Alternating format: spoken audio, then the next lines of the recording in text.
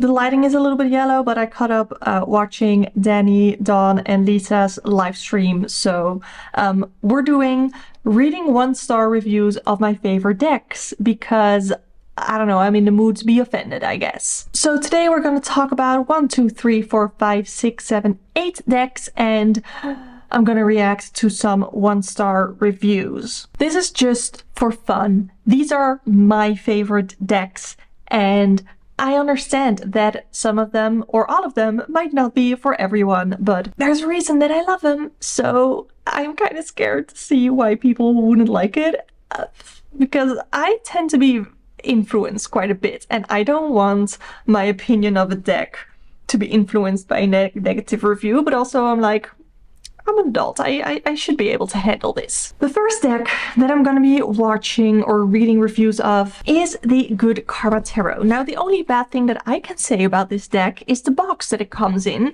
because I personally keep it in a bag because the box sucks. But this is the Good Karma Tarot. I absolutely love it. It's bright and colorful and fun. The backs are yellow. I love it. It's easy to shuffle. I love the guidebook as well. This is a deck that I constantly recommend for beginners. So when I saw this review, I was a bit confused. I had really high hopes for this deck as I'm struggling to learn tarot. However, I had to return it. I immediately got bad vibes from this deck and I purchased it brand new. I returned it. I'm glad others had great experience with them, but they're not for me. Like, how can you get bad vibes from like this? I don't know. I mean, sometimes you get bad vibes. I had it with the tarot deck once. It was the Modern Witch Tarot, and that was when I was first learning tarot and I hadn't used it for a while. I hadn't cleansed it in a while, so I did a reading and I got really bad vibes. Then I decided to cleanse it and it was fine after that. Okay. This review is called Insulting. This deck is rather insulting when describing tarot in the beginning. I found the writer to be fairly disrespectful. She insinuated all who do tarot are con artists. Really? Is that in a book? The deck itself is far too large with the cards making the impossible to shuffle. I personally don't have that issue. I do have mobility issues in my hands. And yes, they're on the larger side, but I find them very easy to shuffle. Personally, the art is poorly done, and she disrespected what certain cards are about or for. I do not recommend buying anything by this writer. Wow. Okay. Time for the next one. My next deck that I absolutely love is the Dreaming Way Tarot. This is so whimsical and fun, but it's very direct in its messages. So this is what I mean with whimsical. It's light, it's a little fairy tale-like in some cards. I don't know. This is just one of my favorite decks. I absolutely love it. So let's see what people hate about it. I didn't like the deck. It was too simple and the artwork was too cartoony. Like, I mean, we just talked about the Good Karma Tarot. Like, this is way more cartoony than this, I think. I like decks that have good art in them, like the Victorian Romantic Tarot, the Art of Life, the Lover's Tarot. Those are not my taste of decks, so we just have different tastes. That is okay. Okay, the other reviews are just about that they came in damaged or that the Fool and the Ace of Pentacles didn't come, so not too bad. Next deck is the Light Seers Tarot.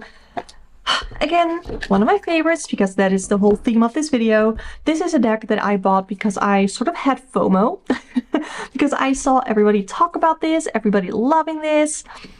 So I thought, you know what, I have to get it. So I got it and I also loved it. But let's see what other people are saying that don't like. I am baffled because all of these say that they came in like damaged, creased cards straight out of the box. Oh, I think this one is a fake.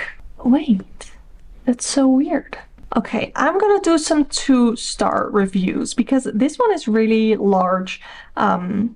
and it isn't about the quality of the cards. Not great for heavy use. I know all the cool tarot kids on TikTok use this deck, but if it's used a lot, the cardstock separates and the dark front is easily scratched. There are very inaccurate descriptions in the booklet. Interesting. I don't know. And a lot of, like, all of these reviews are all about, I love the artwork, but the quality is horrible. So, I don't really know what that's all about. Because I don't hate the quality of the Light Seers tarot. Like, they say that cards are ripped or creased, and I don't really see that happening with this deck, with the deck that I have. So that's weird. Next is one that I don't think is available anymore, but it was a mass market deck. It's the Anna K Tarot, very glossy. This is a deck that is very different from any other deck in my collection. I'm very much about modern decks, and this one, you know, is not really set in modern times necessarily, but the people in these decks have very emotive faces, which is why I wanted to pick it up. Josie, hi. Uh-oh, let's see. This is a very long 1-star review. I have high expectations from a publisher such as Llewellyn and was surprised the quality of the cardstock feels thin. It feels like the cards can easily be bent. Yeah, I mean, it's not great, to be really honest. I noticed it after the first few shuffles. They were slightly bowed up. Yes, I totally understand that. Cards are a bit wide. Yes, I don't find that hard to shuffle. This person doesn't either. Okay, so the positives. Anna K's interpretation of the cards are quite unique. Very expressive facial expressions and body language that speak to them. And then what are they not liking? That the book is generic and doesn't really go into full detail about Anna K's journey to getting published. I don't really think that's something that's necessary in a guidebook, personally. Oh, updated from 3 to 1 star because of the quality. Oof. And then it's peeling. Like, I got my deck secondhand, and mine is fine. Like, it is not a deck that I use every single day, but it's not this bad. Complete garbage. This deck is trash. It has literally zero meaningful symbology from the original sacred meanings of the Golden Dawn. You could expect that from a fairy deck or a steampunk deck, but this deck plays off as authentic. Why does the Ace of Pentacles feature a filthy, inbred, non-anatomical, absolutely hideous woman? What is that about? Are you just mean? This is the Ace of Pentacles. Like, what? Filthy inbred? Are you kidding me? The artist clearly doesn't know how to draw a female who isn't a bumpkin from the swamps of Louisiana. Please avoid this deck at all costs. Pick up an authentic Rider-Waite and actually learn from the cards. Seriously, folk, every single card in this deck is devoid of all symbology or sacredness. It is an abomination and disgrace to divine wisdom that brought the original tarot into reality. This lady should be jailed for her transgressions. Wow, that is intense and aggressive, and I very much disagree, because I think that there is a lot of symbology in these cards. It definitely strays away from the original Rider-Waite-Smith images and symbols, but I don't think that means that this is a bad deck. I don't know, this comes off very gatekeepy and very feeling like you're better because, like, naming the Golden Dawn and the authentic Rider-Waite. I don't know. There's some vibe here that I don't really love. Next is the Sacred Destiny Oracle. I love this deck. It is a deck that I picked up because I saw everybody else love it, basically. And I thought, you know, everybody loves it. Let's just see if I love it too. And I do.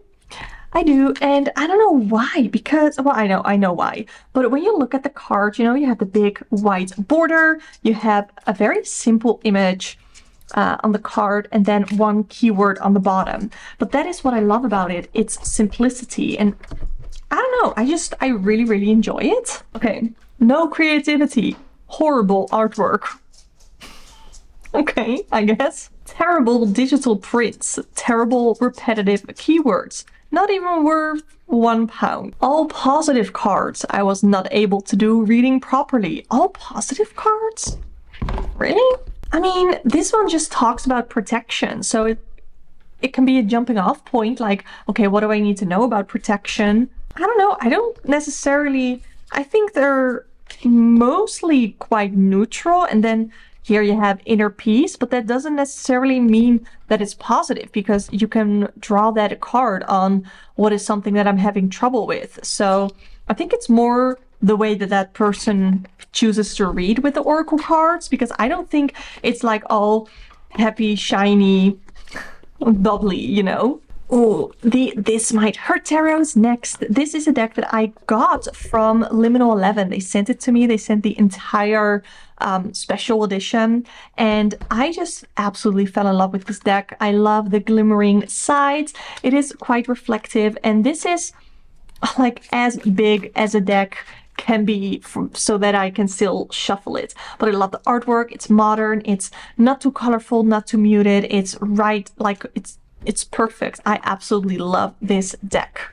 It hasn't been out for that long, so let's see what people have to say. Oh, the only 1-star review is cards were bent when received. 0 out of 5. Yeah, that sucks. That does suck. That's it. Next, I have my 5th Spirit Tarot. I haven't talked about this deck a lot on this channel, I think. I've used it for some political tarot readings. I like that the artwork is somewhat minimal. I like that it is really diverse in all sorts of ways. Yeah, some of them are very minimal, like the ones that I'm showing you here. But there's also like more immersive scenes, if you will. So I personally really, really like this deck. So let's see what people don't like about it. Nobody actually wrote a bad review. They just did the stars. And so, yeah, I mean, I get it. It's awesome. This one is also a bit newer, so maybe it doesn't have any negative reviews either, but this is the Tree Keeper's Oracle. I have gushed about this deck quite a bit already on this channel, but this is just such a beautiful deck. We have the gilded edges, which are stunning, and these cards are really meant to be read one by one, and the artwork is absolutely stunning.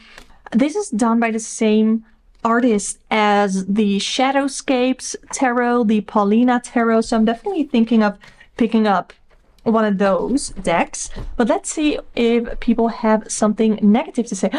0% 1-star reviews. Interesting. Well, let's go see the 2-star reviews. Overpriced, much too expensive. How much is it? Wow, it's Amazon.com, it is 21 euros right now. I got it for more than that. I also didn't get it from Amazon because they just didn't send it to me.